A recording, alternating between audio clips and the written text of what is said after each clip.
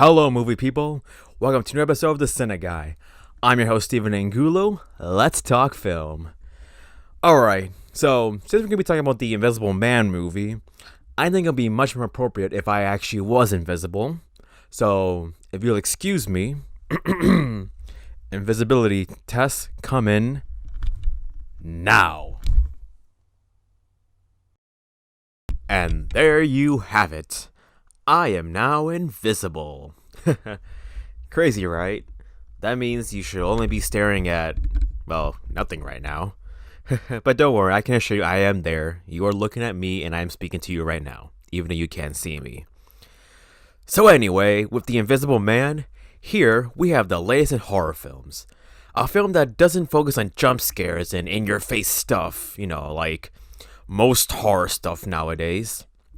But instead, it builds up your tension on what to expect next. Now, The Invisible Man, starring Elizabeth Moss as an abused, broken woman who believes her crazy ex is somehow invisible and stalking her. So, basically in real life, yeah. You have a crazy ex, run! He's there somewhere. Yes, he's the little knife that fell on the counter. Anyway, now this film could have gone in multiple ways. The man, his name is Adrian, could have actually been invisible, and you're forced to fight someone whom you cannot see.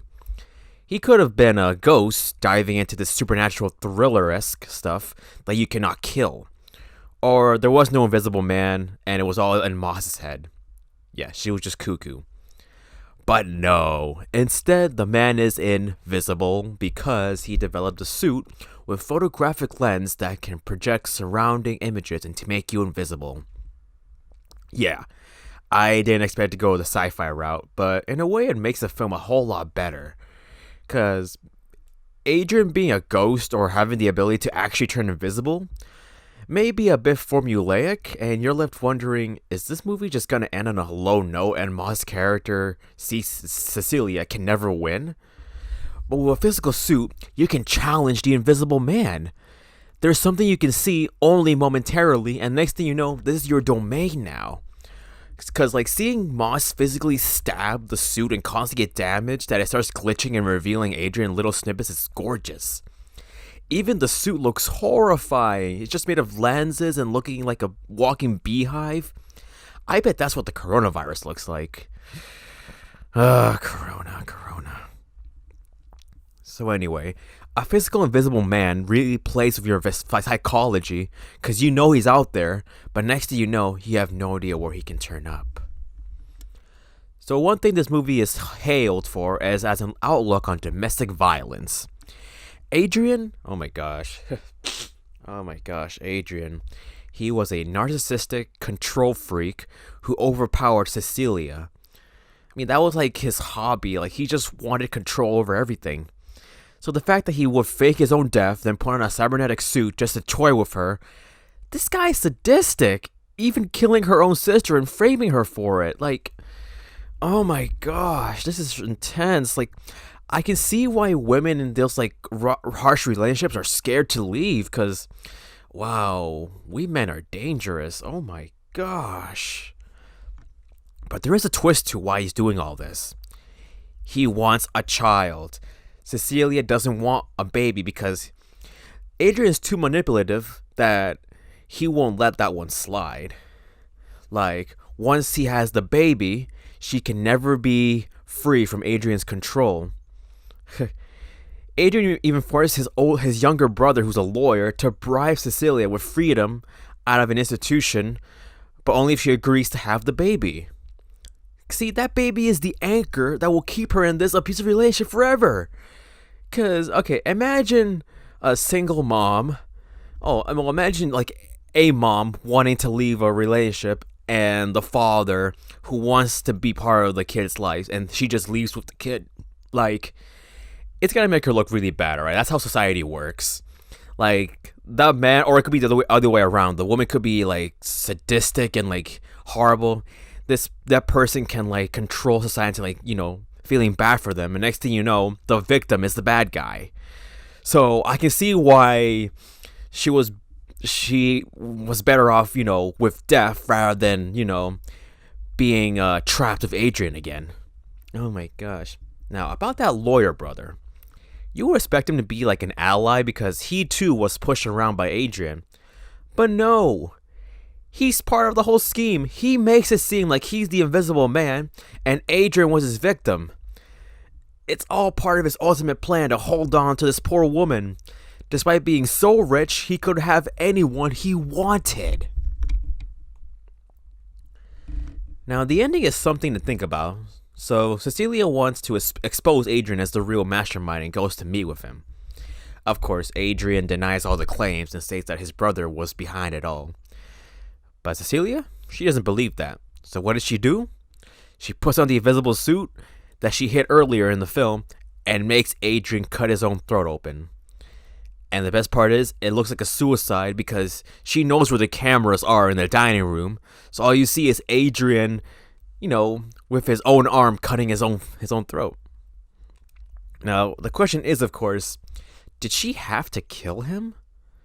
Because if Adrian denies it and she just lets it slide, who's to say he won't make a new suit and haunt her again? Adrian is so capable of doing all that, and he's proven to be a psychopath. So, what does me, your trusty CineGuy who is totally invisible right now, think? Adrian had to die. Yeah, there we go. There we have it. It had to happen. If Adrian stayed alive, then this vicious cycle of him coming after Cecilia will never ever end. He's ruined her life for so long that him walking free will never release her from his torments. Now, if he's killed, the nightmare is over. Invisible Man is dead, Cecilia is finally free. But what if he truly was the victim? Well, at least Cecilia is no longer under his control. Now, I'm not saying that the best way out of an abusive relationship is to kill your tormentor. No, get out of there and seek help immediately. But Adrian is pretty much a supervillain here. There was no way to escape him. He's already deceived the world into thinking he's the victim. He's got all this tech and intelligence. This is like Lex Luthor level of craziness. And there's no Man of Steel to outwit him. Cecilia was powerless. So there was no other way. No matter where she went, Adrian finds her. So instead of a Man of Steel, we got a girl with a knife, which is almost the same, I guess.